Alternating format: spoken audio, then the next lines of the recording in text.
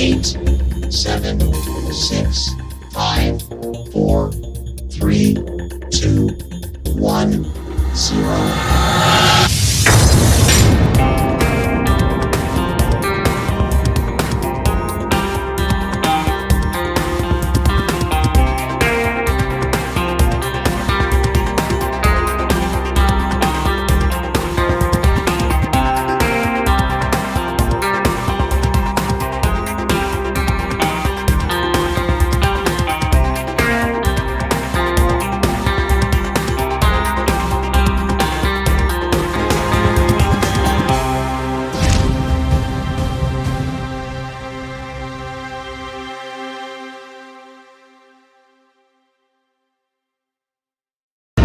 This program contains violent content which may be too intense for some. Viewer discretion is advised.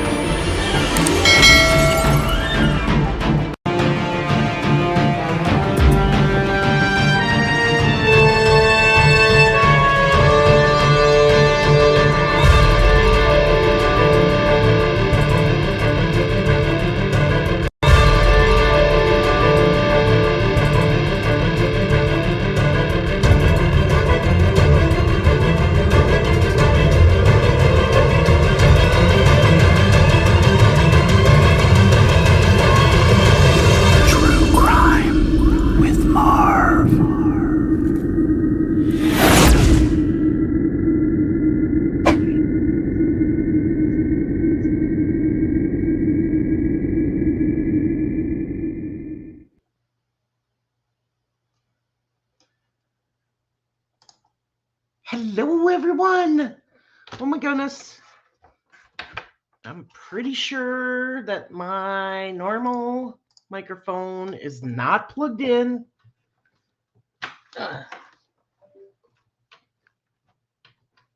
Hang on.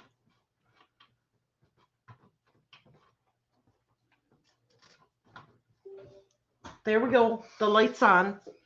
Much better. How is everyone tonight? While I maneuver the microphone so you can hear me better. Hello, hello. Lollipop, first one in the chat tonight. Welcome. Hello, Just Deb. How are you? Jill, nice to see you. Welcome back, D. DGR Dave's in the house. Nice to see you. Carly, so happy you're here. Hi, Jean. How are you?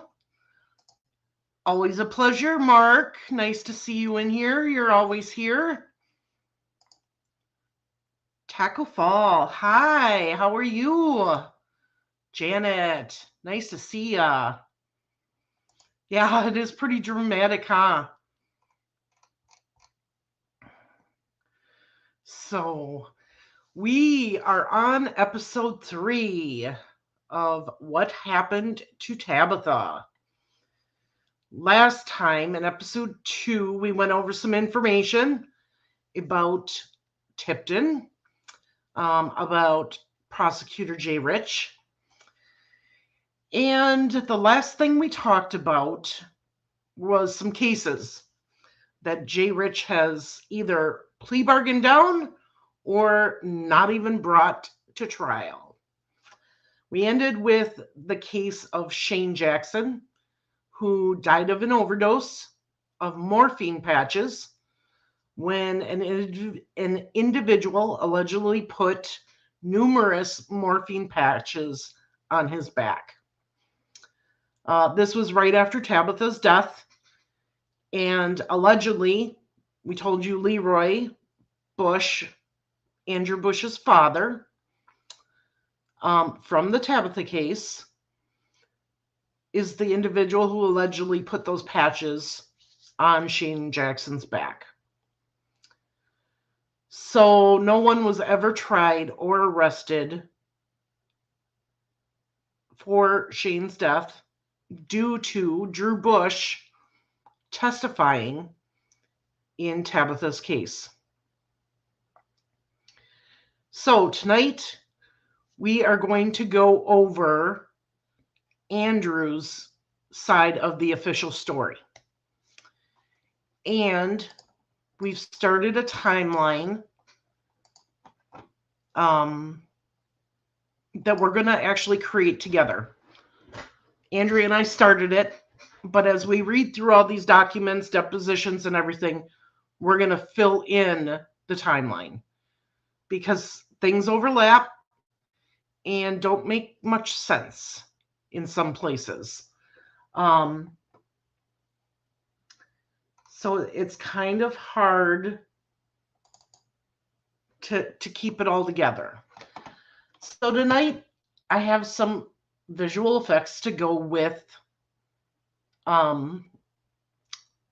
tonight's live. Trying to get some pictures. And I've got a small map of the park. So we're going to try to explain things there. What does Mark say here? Let's not forget Special Judge Steve Nations, who was the judge on Michelle Gifford's husband, as well as the judge of Elizabeth Balser. Correct. So, in Tabitha's story, there was 3 individuals arrested.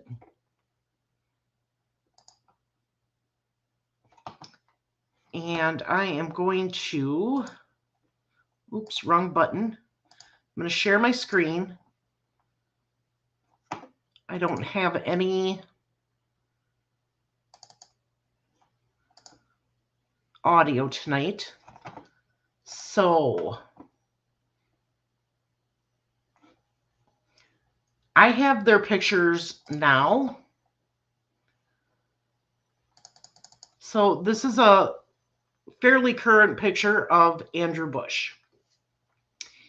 He was one of 2 individuals who were the key witnesses in the Elizabeth Balser trial. The second individual, Kyle Neff. So we're going to go over Andrew's official story, breakdown of his story, and then throughout this week, we're going to read his very long deposition. And then once that's done, we're going to go through Kyle Neff's official story and then read his deposition. So, with that being said, I am going to bring this up. So this is a picture of the area, and I wish I could get it closer, but I cannot. I'll have to do my own map on Google Maps and zoom in. But you're going to hear certain things being said in these depositions, and I want you to know where it is. So this is Tipton City Park right here. Okay. This is the pavilion that we're going to be talking about. There is a footbridge off to the side here. There used to be another footbridge over here, but it's since been torn down. And then you have the creek, Cicero Creek, that runs this way and then comes back and runs this way and goes through town. Now, I have a video from the last time I was there, and I'll be playing that in the next few lives and actually taking you on a little tour and showing you where exactly things are. So here's the ball diamonds. Right here, you've got the Tipton Hospital. And then on the other side of the street, you have the Tipton High School, the middle school. And then down along this side, this is where the Tipton City swimming pool is. And then you have the cemetery over here. So all of this area is actually walkable. You can walk from the cemetery into the park. Back here, there's a trail along the creek that'll take you all the way out to this main road here. So what is Andrew's official story? Well, it goes like this. Andrew got dropped off by a friend at the Cicero, or at the Tipton County Park. He was in the pavilion. So I'm just going to drop this up there. He was in the pavilion when he saw Tabitha over here towards nightfall walking across the footbridge that's since been torn down. And she was walking through the park, and he yelled at her and said, "Hey, how are you?" and "Hi," and all that good stuff. And according to him, she goes into the pavilion where he's sitting, and they drink some vodka. He says she's very antsy. It's kind of like she seems like she's high on cocaine, because apparently he says he's seen her before on when she's done cocaine, and that's how she's acting. One of the things that I have to say is right off the bat, I have to call Andrew Bush out on this. Now, this is the reason. The previous summer, I believe, it was the previous summer, Tabitha stopped Andrew Bush from assaulting a friend of hers. And when I say assaulting, I think you can read between the lines, because YouTube doesn't like the word that I really want to use.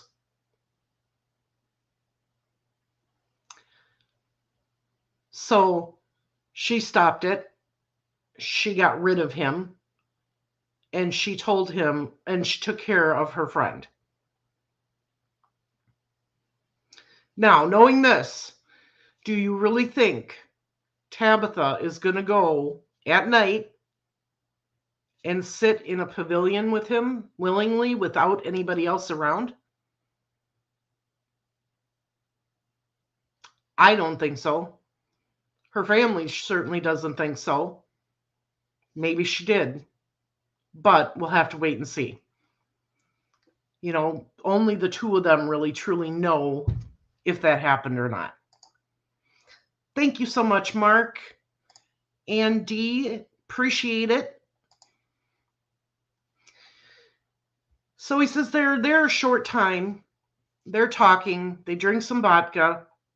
And all of a sudden, a car pulls up. And he says that Elizabeth Balser and Kyle Neff get out of the car. They don't come walking straight over to the pavilion. Instead, they go down around the creek where there's a cement slab.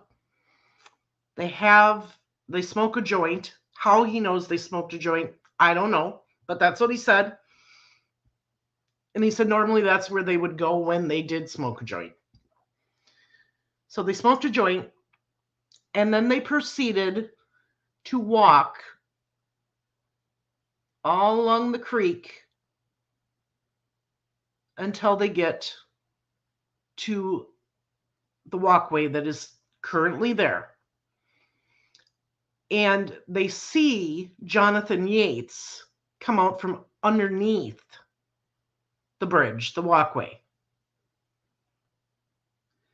Then they start walking this way, and they call for Tabitha. So Andrew and Tabitha go walking from the pavilion this way to meet them. This is when the altercation happens. Andrew says that Elizabeth Balser starts yelling at Tabby, "Where's my cocaine? What did you do with my cocaine? Where's my cocaine?" And then proceeds to hit her on the left side of the head with the butt of the gun. Pistol whipped her on the left side. Left side.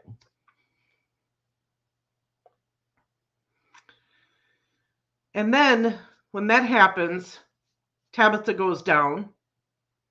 Andrew Bush, now, listen to this.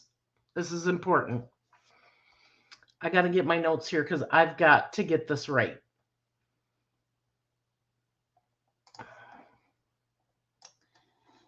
Oops. Andrew Bush claims that before Tabitha even got there, he took 120 milligrams of Oxycontin, 3 to 4 milligrams of Xanax, smoked a half ounce of weed, and drank 3/4 of a bottle of vodka. All in one day.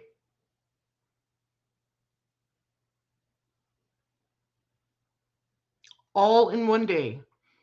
Police asked him if somebody took that amount, how would they be? And he said they would probably be dead. But he was just really messed up. And he's one of their key witnesses. I don't know about you, but if somebody took that amount, they should be dead. They should be dead. So going back to the story, he says that Tabitha falls. He starts to go forward. And Jonathan Yates and Kyle Neff grab him by the arms. Now, Yates and Neff said, well, Yates said that they barely grabbed onto him because he was so messed up, he couldn't walk straight or really stand up by himself. So they were barely holding him. But he claims he was going to go try to help Tabitha. He says Elizabeth Balser has the gun and points it at him, tells him to shut the F up and stay where he is. Next thing he knows, he hears the gunshot. And Elizabeth has shot Tabitha, and she falls to the ground.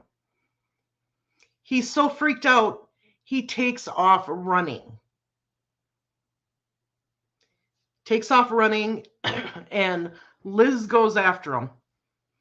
And Kyle and Jonathan are like, don't worry about it. He's so messed up, he's not going to remember really what happened anyway.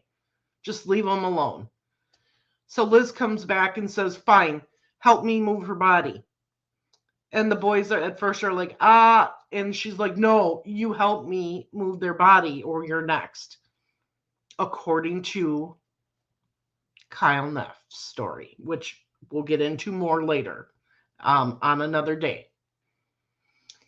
So Andrew says that he ran all along the creek back to the trailer court. Now, this isn't a short distance from the park. It's a fairly long distance. So that's his version. Now, in another one of his statements, he said he thought he heard 2 gunshots. Now, this is important. The number of gunshots is very important. In the first part of it, he knows that they shot once, but he thinks they may have shot twice. Okay?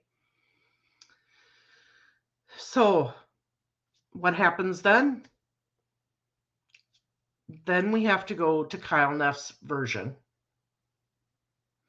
Kyle Neff says they picked Tabitha up. Where's my pointer? They picked Tabitha up from over here, and they walked along the creek. This used to all be grass, and there used to be trees here, which I'm going to show you some pictures in just a minute. But Elizabeth had her underneath her arms, so she had her body and her head. Each one of the guys had one of Tabitha's legs. They walked her along the creek all the way down. Now, as they're walking this distance, they stop twice. Once to rest, once to have a cigarette. When they get to their destination, Elizabeth goes through and takes off Tabitha's pants, takes her purse, and they put her in the creek. And then the 3 of them leave.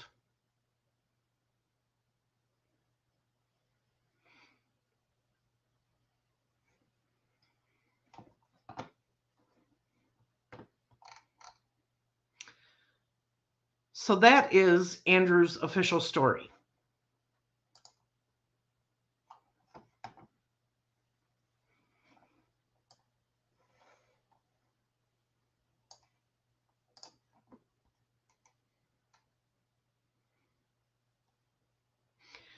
So we've tried to put together a timeline of that day of Tabitha's movements. And this is all through documents that we've read. There's many more documents that we're going to read where we're going to add to this timeline. So, according to a witness at 11:45 a.m., Tabitha was seen with Liz in Liz's car at Washington and Main Street by Cammie Moore. 12:45 p.m., Michael takes Tabitha to her GED class. 3:30 p.m., walked to Popular Street with one of the Sprinkle girls after class, then headed home. 4:30 p.m., seen by Amanda Pratt and Kyle Neff at Village Pantry with the baby. Times are told differently multiple times. So is the fact that of who's seen her when. 4:30 to 5 p.m., she's with Lindsay Groves and Liz Balser, putting in applications and seen by J.J. Reed at the bank on North Main Street. She walked home where Liz was supposed to meet her to smoke a joint. Now, also at 4:30, she was seen by Derek Boyd, Matt Glover, and Dwayne Frazier in Jonathan Yates' truck in the back seat, heading east on Jefferson Street by the Diane Theater. Derek Boyd also stated that he saw Michael Raines driving east on Jefferson Street around 5:30 p.m. The reason we put that in there about Michael Raines is because allegedly Michael Raines was supposed to be in Indianapolis at school. 5:45 p.m. Kyle Neff comes to Tabitha's apartment to use the phone. He leaves at 6 p.m. to go meet Adam Johnson to buy some cocaine in Atlanta in a parking lot of a shoe store. 6:20. Tabitha is seen by Daryl Ray, her neighbor, pushing the stroller in front of her house. A car starts honking its horn and a woman gets out and talks to Tabitha. Man with goatee and dark complexion is the driver. Stated that the car drove north on East Street and the woman was still talking to Tabitha on the sidewalk. The car was described as a faded maroon boat, and then it looked like a Delta 88 or Oldsmobile. Now, at 6:30 p.m., Cora Off sees a maroon four-door, possibly an Oldsmobile, parked in back of Tabitha's apartment. Doesn't know when it arrived or when it left or whose it was. Says she has seen it there before. 6:30 to 7 p.m. Renetta Bainey, news carrier and employee at Miller Mary Manor, sees Tabitha walking with 2 or 3 guys around 19 to 20 years old, walking north on East Street. Guys take off and she approaches Tabitha to see the baby and states that Tabitha was upset and had mascara running down her face. She continued on her paper route and Tabitha continues walking. Yet, at 6:30 p.m., Roberta Souders sees Tabitha when she comes in and asks her to watch Drake so she can go to the hospital to see Amanda Pratt's sick grandmother, who was supposedly not going to make it through the night. Also was supposed to be leaving with Kyle Neff, but Neff was not seen by Souders.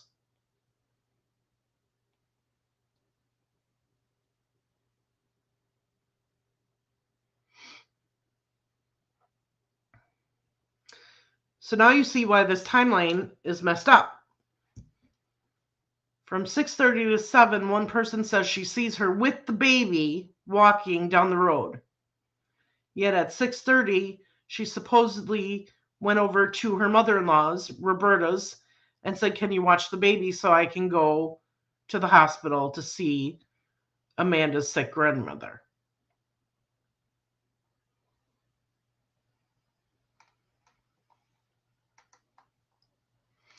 And even the time up here is messed up because at 4:30, you have Amanda and Kyle seeing her at the village pantry with the baby.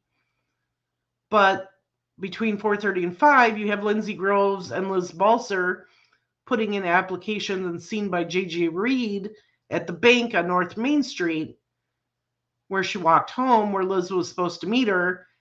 And then at 4:30, she was also seen by Derek Boyd, Matt Glover, and Dwayne Frazier in Jonathan Yates' truck in the back seat.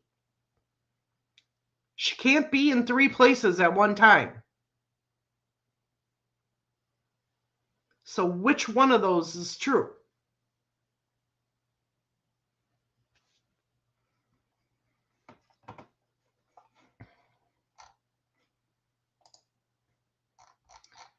So I just want to come see here.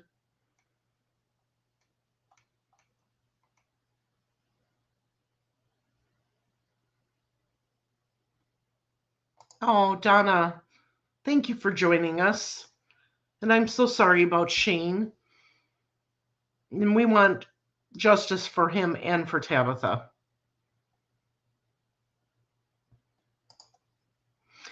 Yes, and Mark makes a good point. Mind you, this is close to Highway 19, the main drag coming into Tipton. You got the main drag coming into Tipton, and the park is right next to it.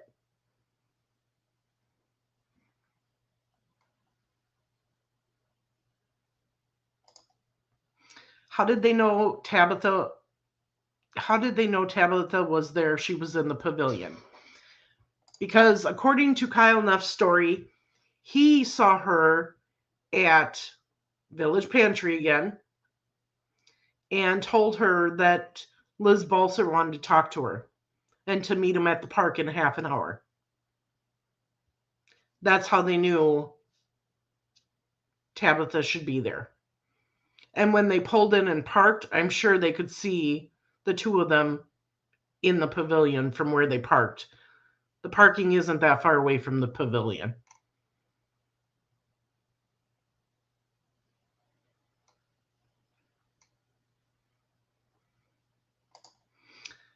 Yeah. Kyle Neff supposedly told Tabby to meet Elizabeth in the park. Correct.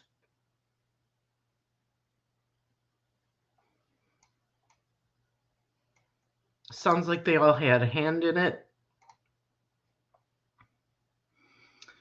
So Andrea is from Tipton, and she says the park is 2 miles away from the trailer park. Meaning Andrew Bush ran 2 miles, all messed up.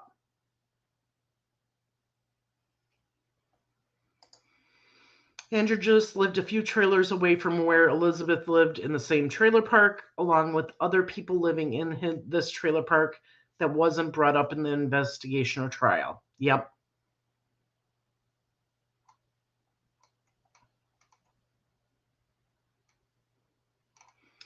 So, with that being said, Tabitha goes missing. Nobody says nothing as far as seeing her at the park. The police start looking for her. And on the 4th, two young boys go fishing in the creek, and they think they see a body. They go and tell an adult. The adult comes and looks and says, "Oh, that's a mannequin. Don't worry about it." October 5th, boys go back and go fishing. See the same thing.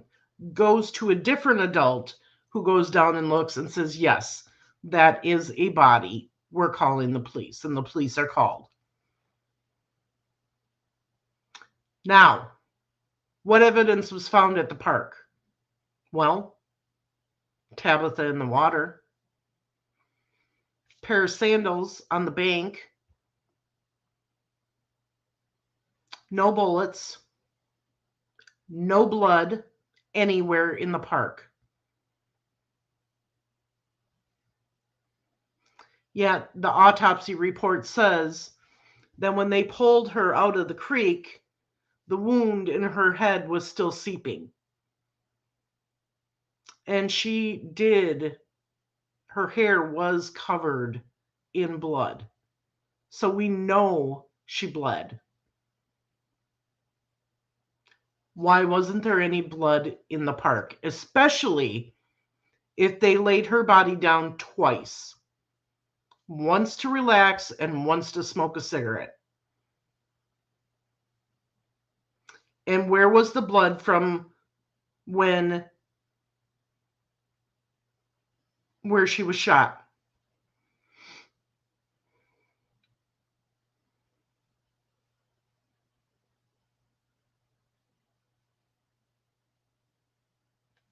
But as Mark says, it was dark.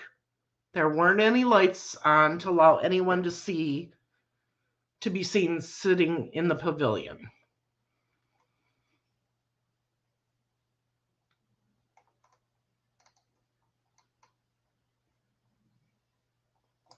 So that is the official story, with some other details that'll be coming out when we read the depositions. But that is the general idea of what happened. According to Kyle Neff, him and Liz jumped into her car She gave him the gun back and the clothes and Tabitha's purse and told him to return the gun and burn the items. He took the gun back to his mother's house where he got it,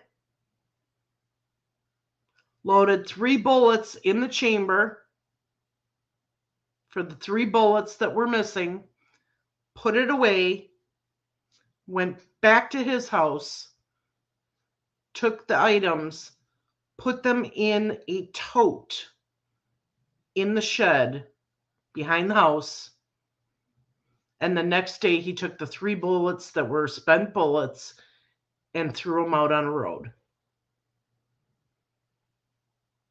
Now, the police never found the bullets either, where he said he threw them.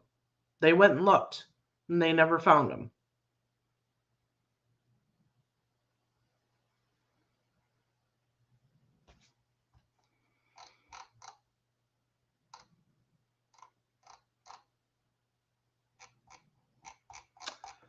So I've got some pictures here. Oh, rotate. Rotate. Now, these are black and white pictures of the park back in 2002.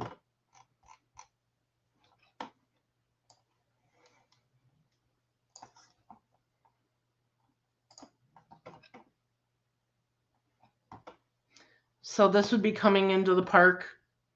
You got your sign. Whoop. This would be coming into the park. You've got your sign stating it's one way. You drive back here.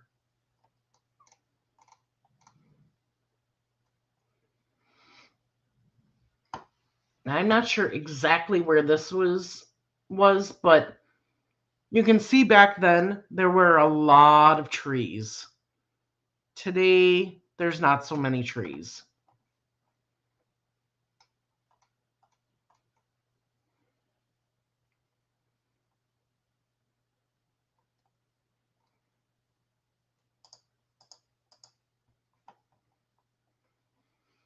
All right, the swimming pool, it looks like.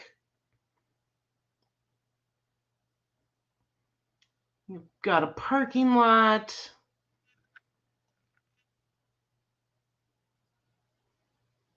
This must be the embankment of the creek.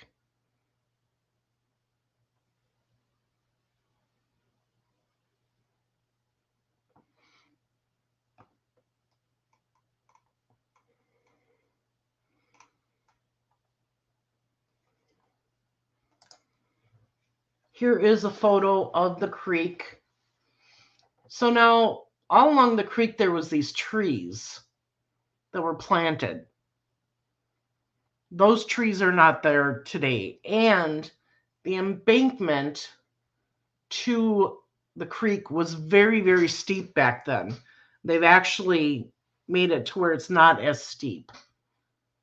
But this is the cement slab that I was talking about, where kids would go sit and smoke a joint.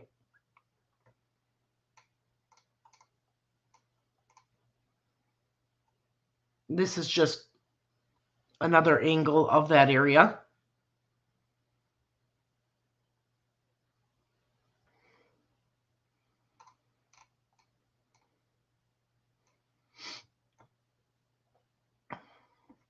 This is looking further down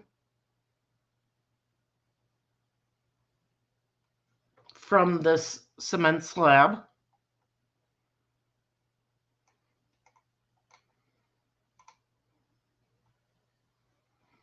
Another angle of the creek. You can see how steep these banks were. And over here is the baseball diamonds. And then behind that is the hospital.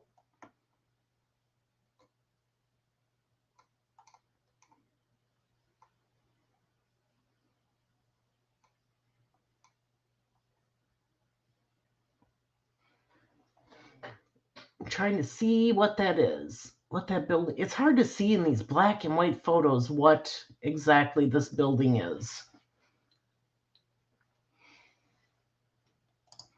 Not that quick. Plus, in one statement, it says where blood was seeping from a wound when they pulled her from the creek, which we do not understand. True. Mark says those clothes were seen by Tabitha's cousin before Neff put them in a tote. He was at Kyle and Amanda's house the next day to look at the hot water heater, per Debbie Neff's request. Yep.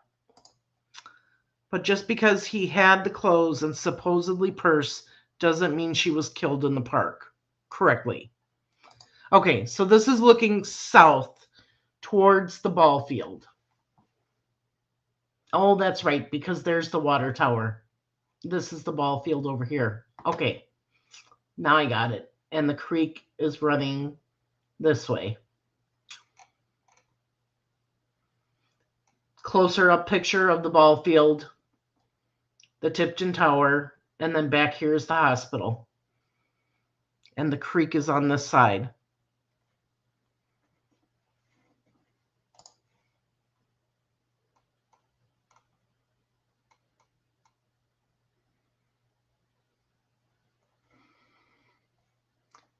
Now, this is the spot where Mark, they found Tabitha in the water by this tree, which is no longer there because they cut down all of the trees along the creek on that side.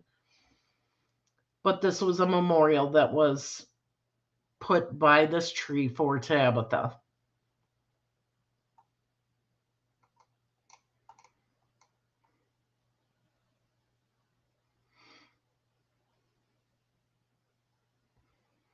So this just gives you a better view of the road here and then the houses. So there's houses along there. I mean, there's houses all along here, along the side by the swimming pool. There's houses and businesses and everything on the other side of the main highway. So it isn't like this is in a secluded little area where nobody can hear 3 gunshots. Multiple people should have heard gunshots that night. Yes, and this is the footbridge on the right here.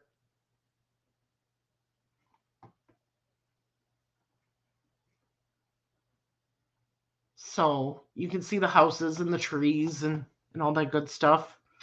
Let's see here.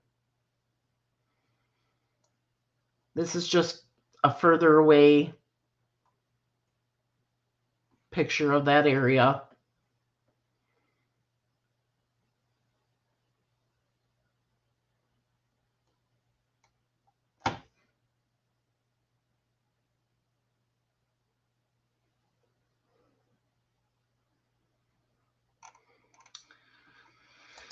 All right. Nope, did the wrong way.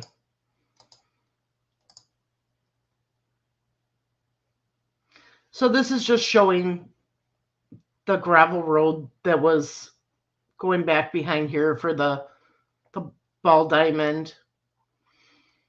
This is another picture of the memorial by the tree.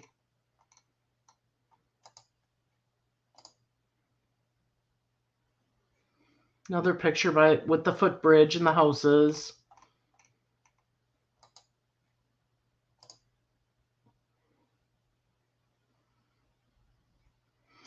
This, I believe, is the tower. So this is going in and out of the park. It took a lot of pictures of this one area.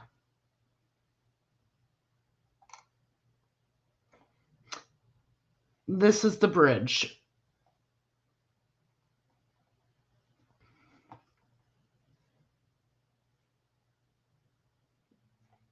So this would have been over on this side of it, in the grass here, is supposedly where she would have been shot. And Mark says gunshots were reported by multiple people, but the time frame doesn't match.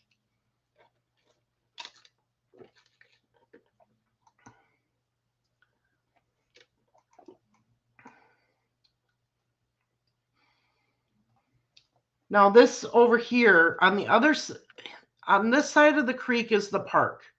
On this side of the creek is a golf course. So somebody had been on the side of the golf course taking pictures of the ball diamond in the area there. Yeah, time frame is way off. This is a better picture to see how the trees were along the creek there.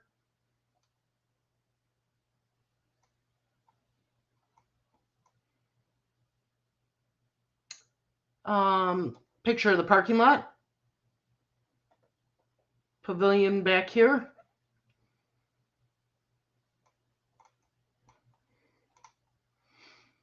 Another picture of the parking lot.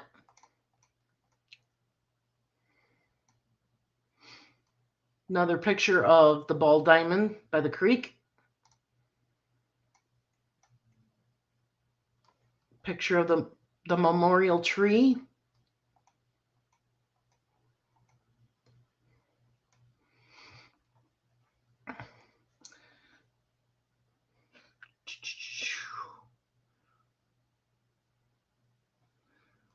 This is the roads coming in and out, correct, Mark? Or is this by the shuffleboard? The shuffleboard would have been over here.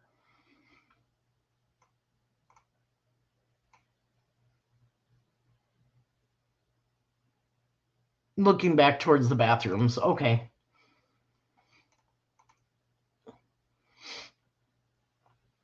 Another picture of the creek.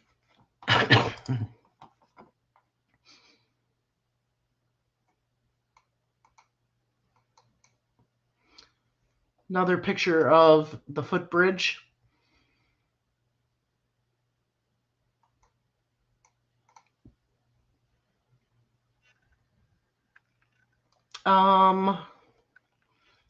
Picture of the park sign.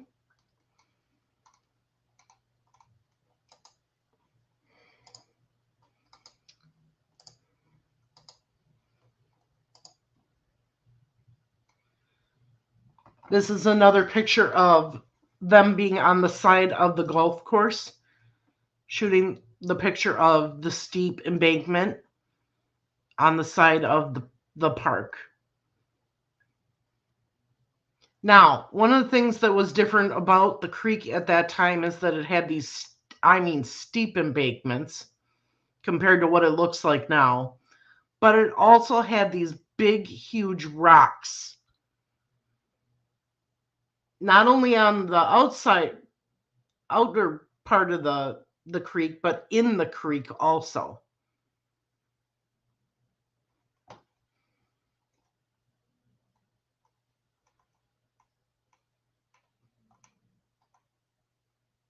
Another picture of the footbridge.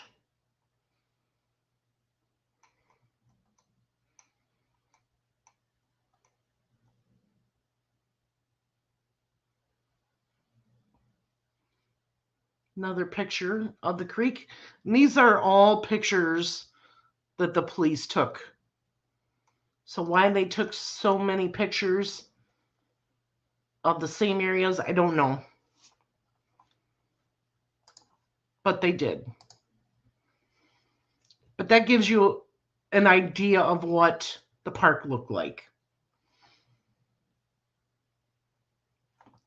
And yes, I have to say thanks to Andrea because she knows this area like the back of her hand, and I can show her a photo and say, okay, what is this of? And she'll tell me what direction it was pointing and everything. So I appreciate it.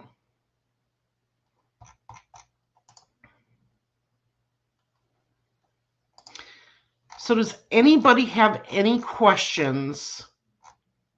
And I'm going to look back in chat here to make sure everybody's questions were answered.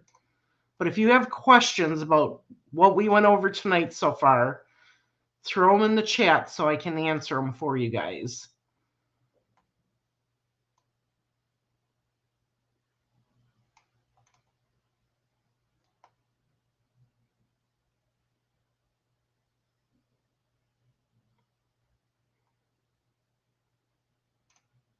Let's see here.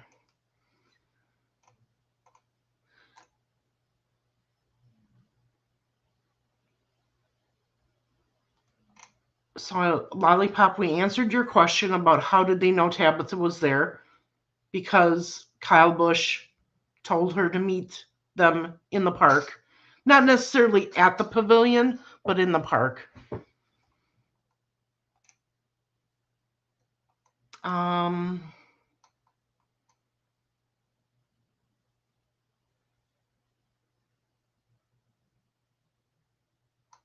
Yeah, and Mark says, this is a practice story that they came forward with. There is no evidence. So speaking of evidence of this crime, the only evidence that they truly have is the fact that Debbie Neff's gun, the ballistics taken from the bullet from Tabitha, matched Debbie Neff's gun. That is the only evidence they have. That's it. Everything else is hearsay and told by Kyle Neff and Andrew Busch. And in documents that we read later on, Amanda Pratt, who is Kyle Busch's girlfriend / fiance at that time, says that Kyle told her he was going to meet up with Andrew Busch to make sure they got their story straight.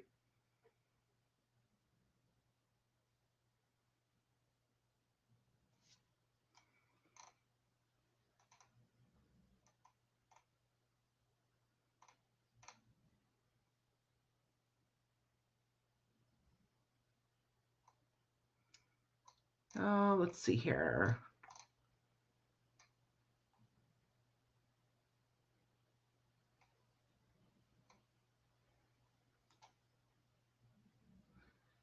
Yeah, Carly, just wait. Wait till you actually hear the depositions from each of these witnesses. And then wait until we get into the depositions of other people that were not supposedly there, but saw her or heard this or was told this, or it's crazy. Yeah, Kyle Neff, not Kyle Busch. Sorry. I don't like Kyle Busch in racing either, so I don't know why I called him that. Yeah, it's very convenient not to have any evidence except for the fact that the gun belonged to Kyle Neff's mother.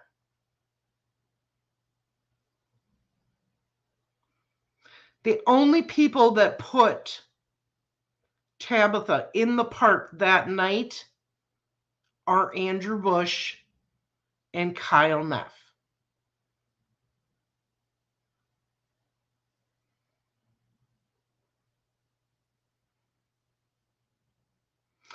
D. Berlin, this case happened back in October the 2nd through the 5th of 2002. So this case is over 20 years old. Now we all know 3 people were arrested. Jonathan Yates, Kyle Neff, and Elizabeth Balser. Elizabeth Balser went to trial where Andrew Busch and Kyle Neff testified against her, but she was acquitted. This past week, I got information from an individual that said they had talked to one of the jurors that was on the Elizabeth Balser trial. And they said to him, "Why didn't you convict her?" Their answer, "Not enough evidence." too much reasonable doubt.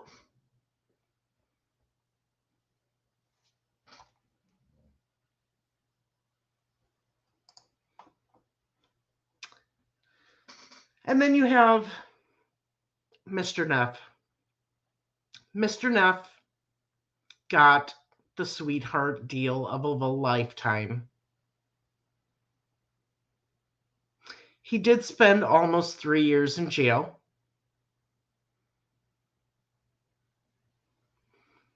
But in the end,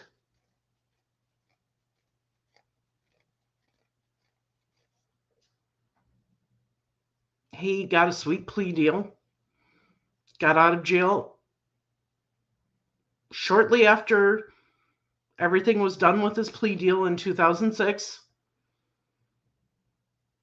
And the charges against Jonathan Yates dropped.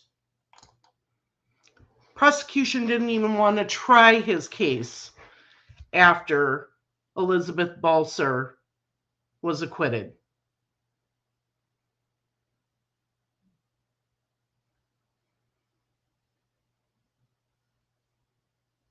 Didn't want to try it at all. And we're going to go through Kyle's plea deal extensively after we read his deposition. So, starting tomorrow night, we are going to start reading from Andrew's deposition. It's over 140 pages, 50 pages. So it's going to take numerous nights to get through that. That is why we're having a live on this tomorrow, Wednesday, and Thursday. Andrea is going to help me read from the deposition of Andrew Bush. If we don't finish it on Thursday, I'm out of town Friday, Saturday, Sunday, and I come back Monday. That Tuesday, we will continue on until we finish Andrew Bush's statement or deposition. Then we'll give you his polygraph results after that. Then we're going to go right in to Kyle Neff's deposition and his polygraph results. Since these are the two main witnesses that put Tabitha at the park that night, that's why we're going to start with them. And just so you all know, Elizabeth Balser, Jonathan Yates, today deny the fact that they were at the park that night.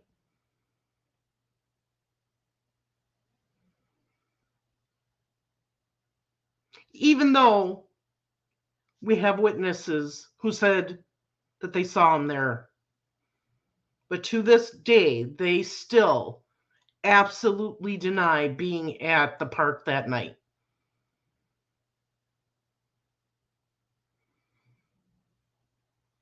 So,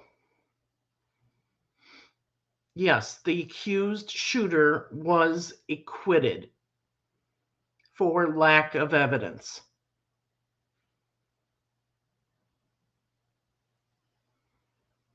And you'll hear more about that and the trial after we get through the depositions and stuff. Because it's important that we create this timeline and hear what everybody had to say, and then we'll go through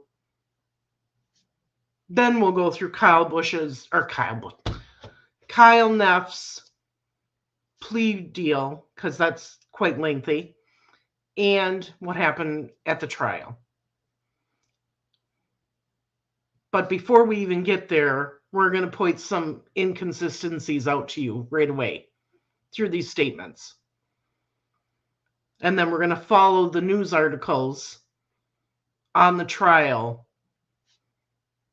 and match up inconsistencies. They did use the bullet for evidence. That was their evidence. The bullet that came from Tabitha matched Debbie Neff's gun. But they could not say whose hand the gun was in.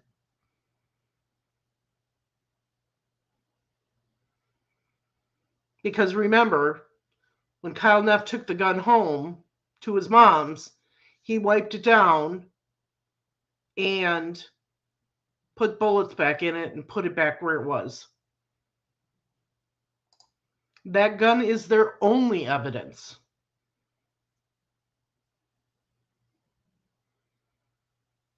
Yeah.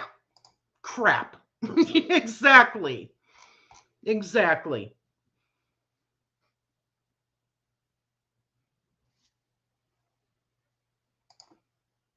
Can't tell you who held the gun because there's no fingerprints or anything on it. You know, without a witness stating, you know, she held the gun or he held the gun, you know, and then these witnesses that they have aren't very good witnesses at all. I will tell you that when Andrew Bush was testifying, they asked him to pull the hammer back on the gun, because that's what he said in his deposition, is that he heard somebody cock the hammer. And when they asked him to do that on the witness stand, he couldn't, because there was no hammer to cock.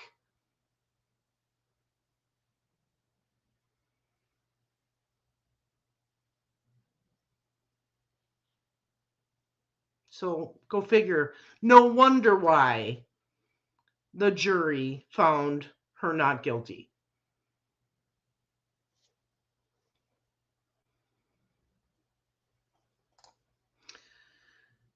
Google Tabitha Shuck Raines. It'll show you a bunch of links to what we have online since this happened. Better yet,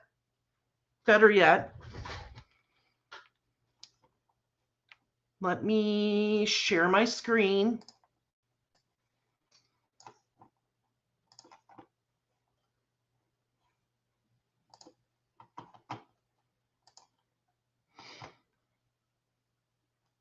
I'll take this down. So if you come to the True Crime with Marv homepage on YouTube, you have these buttons up here. This shows you all my videos, any shorts that I've done, which are only a few, all the lives that I've done, but more importantly, the playlist. There is a Tabitha Shuck Raines playlist on here. Now just remember,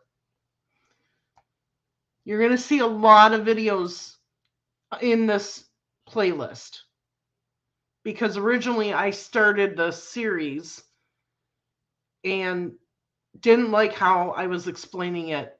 So we just recently rebooted the series. But you can absolutely go in the Tabitha Shuck Raines playlist and see what we've done so far. And there's a lot of other playlists out here too. I follow a lot of stuff. So not all of this under the playlist is things that I've done on my channel, but it is things that I've done and I've watched on YouTube.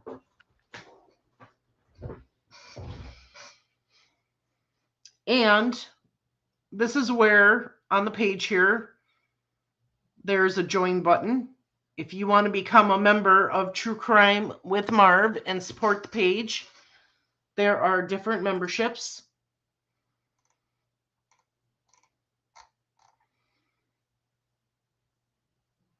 And this is what the membership tab looks like.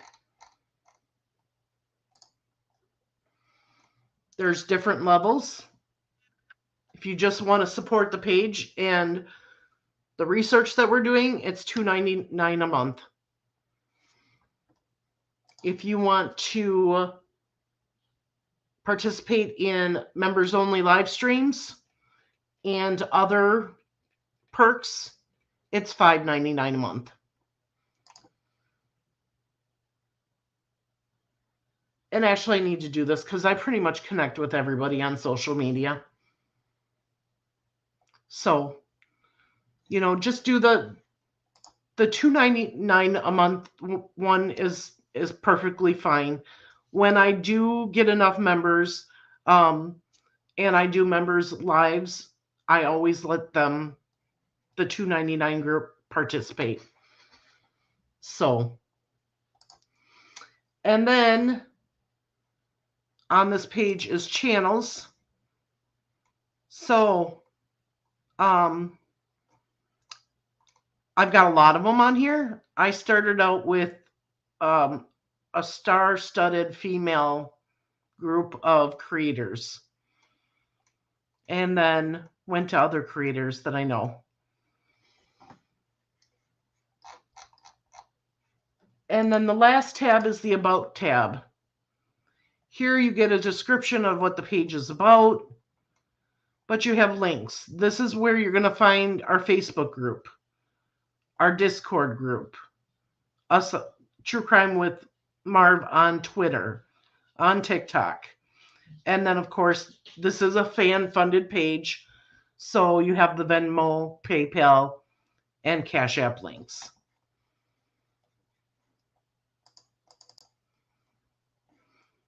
But like I said, this week we're doing a live every day, Monday, Tuesday, Wednesday, Thursday.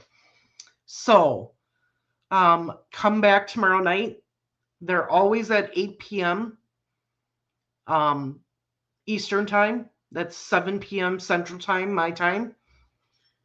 So join us tomorrow night when Andrea joins me, and we start reading from Andrew Bush's deposition.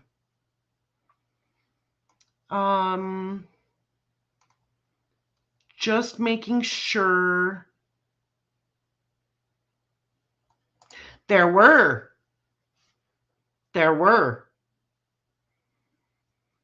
But do they match any of our suspects or anything? I'll be telling you that when we go over the evidence. Oh, Andrew says there were cigarette butts found, but DNA was inconclusive on the 3 tested.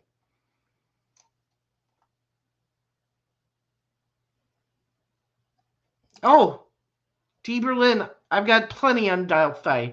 Delphi and Tabitha and other ones. Sounds like we will never know. Never say never. Never say never. We're doing our research.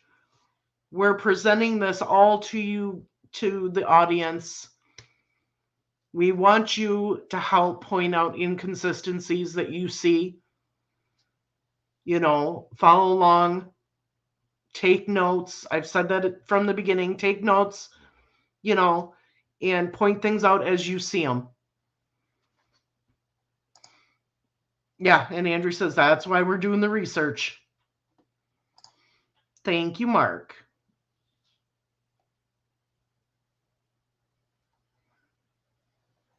Yes, Andrea's correct. Future episodes will literally make you scratch your head and think, well, she says this nicely. I say WTF. How can that be? You're going to ask yourself that a lot. How can that be? Can any one of you share the link to the live journal page? Yes. Let me get it.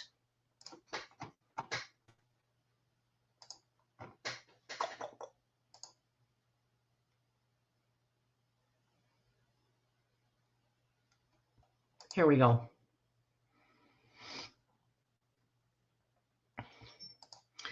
This is a live journal page that was created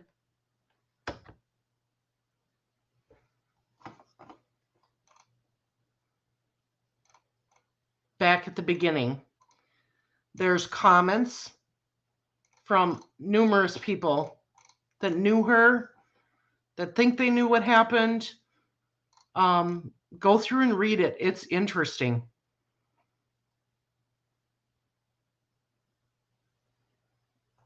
I'm still a member. Just need more Google cards. You're so funny, Vid. Oh, Carly, thank you for becoming a member.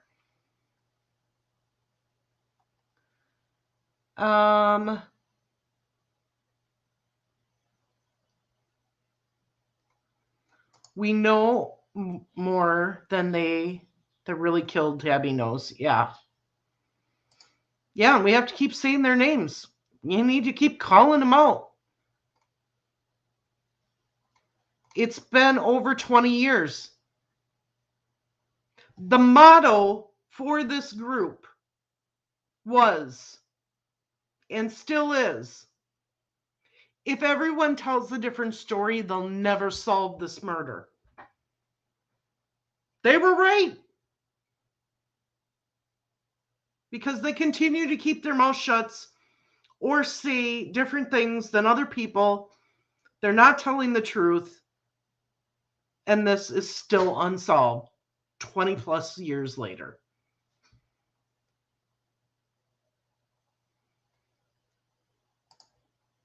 So join us tomorrow night when we start reading from Andrew Bush's deposition. It'll be interesting that every night this week, I guarantee you. I absolutely guarantee you it'll be interesting.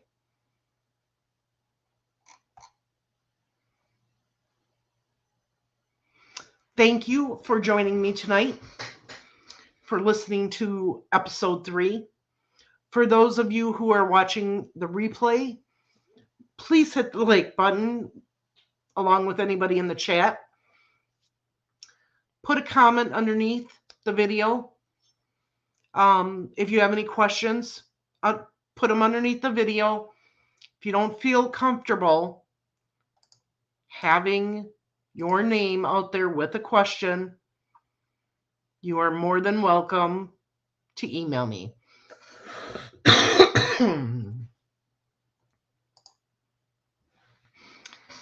And you can email me at truecrimewithmarv@gmail.com. Everything that anybody tells me today or in the past is kept confidential. The only time names are being released is from the actual documents. Okay? So if you give me any information that you know about the case, whether it's rumor, fact, whatever you think may have happened, your name is kept anonymous.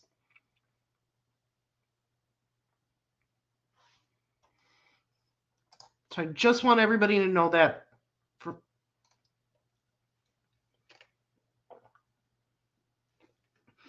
And one other thing. We have had a tremendous growth this week on Facebook.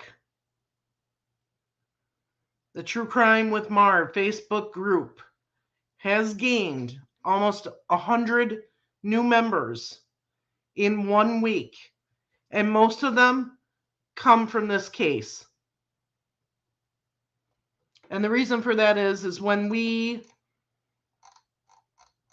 do videos on YouTube, I also play it on Facebook through the True Crime with Marv group. But in addition to that, we also have received a lot of new members to the Justice for Tabitha Shuck Raines Facebook page. I am going to put that link in the About section on my page so that if you want to join this Facebook group, the Justice for Tabitha Shuck Raines and the True Crime with Marv, go ahead.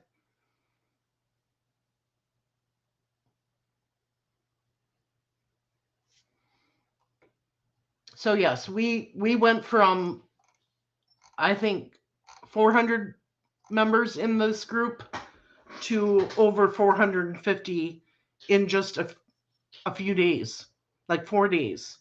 It's amazing.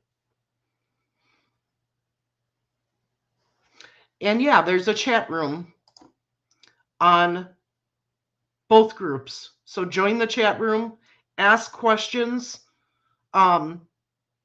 You know, you can either ask it right in the actual page, because on this page, if you want to post, you can post anonymously. You don't have to have your name on there. But if you post in the chat, then your name shows up. So I know a lot of people do not want their name put on this.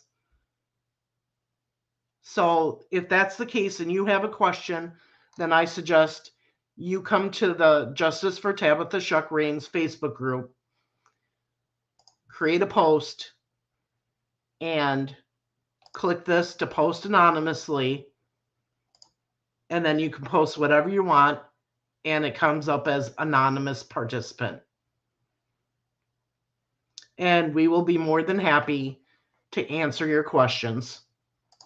You'll know who you are that asked the question. We won't. But then that way you can get your questions answered. And we're about telling the truth. We're about telling the information we have. We're not going to hold back if something doesn't make sense. We're going to give you guys that information.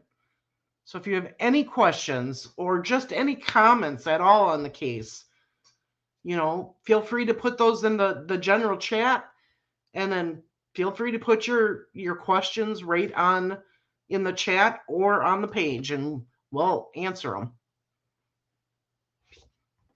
Yes, thank you to all of the new members. We appreciate you. And I'm going to post on there. I will make sure that I post in the Justice for Tabitha Facebook group the live journal link again, so that it's in there. And I will post on the Justice for Tabitha merchandise. We do have t-shirts for Tabitha that have the justice scales, and it says Justice for Tabitha.